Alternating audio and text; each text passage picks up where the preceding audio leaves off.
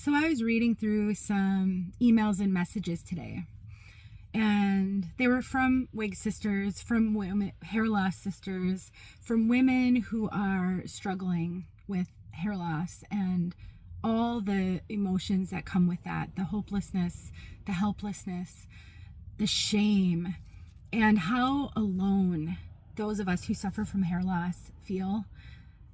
I think back to the 20 plus years I suffered from hair loss, and I didn't tell hardly anybody.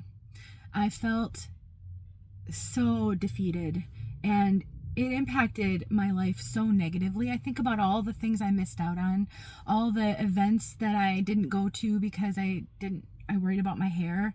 I think about how I sold myself short in so many ways because I didn't feel attractive. I didn't feel like I looked worthy of certain opportunities, or that maybe I wouldn't even be considered because of how I looked due to my hair loss. And I think about how much we as women give to others in our lives.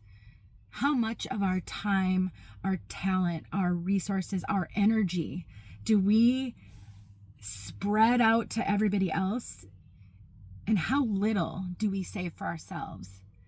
You know, there's something that I hear a lot when it comes to wigs. You know, wigs are expensive generally, and it's an expense that many of us women struggle with for multiple reasons. I mean, certainly there is the financial resources reason, and I know that a lot of us just simply do not have the resources for some of these expensive pieces.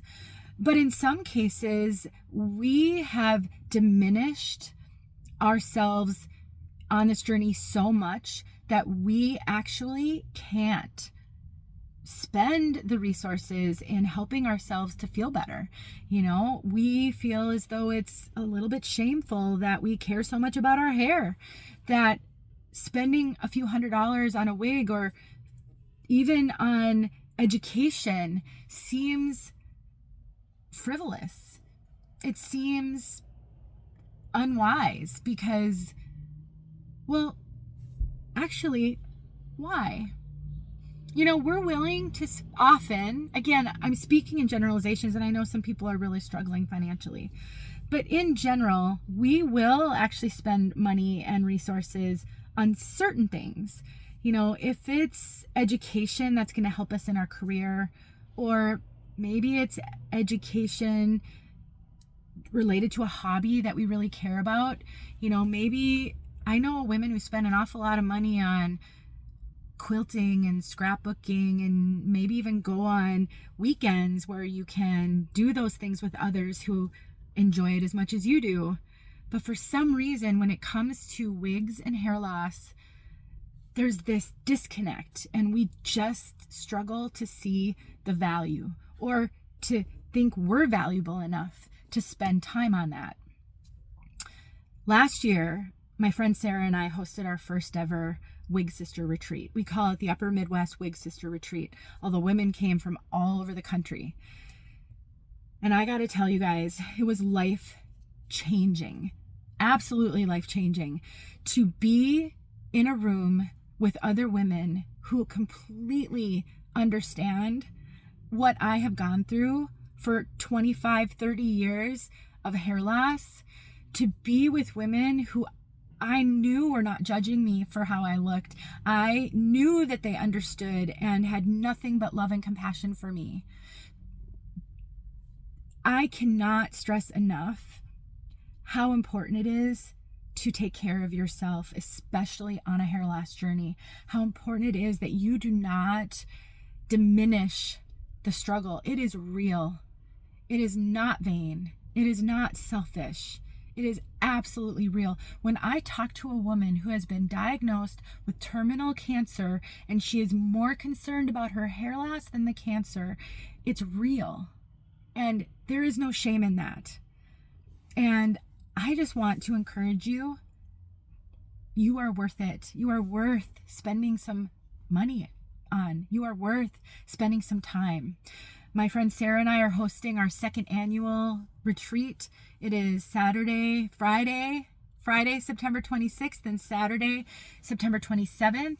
It's being hosted in Bloomington, Minnesota, and the whole purpose of the retreat is to provide fellowship and support and education around wigs to our fellow wig sisters.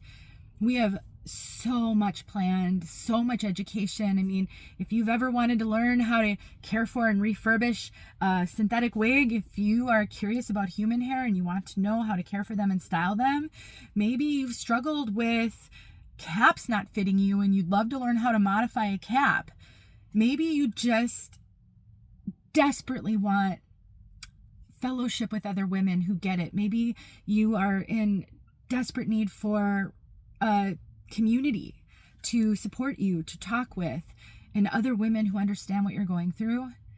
This retreat is for you. I get it. It's tough to prioritize these things when we have a million other priorities, but there is a reason that when you are on an airplane, you are told to put your mask on first before you put the mask on someone else, because you cannot be all that you're meant to be to everyone in your life if you are not cared for as well.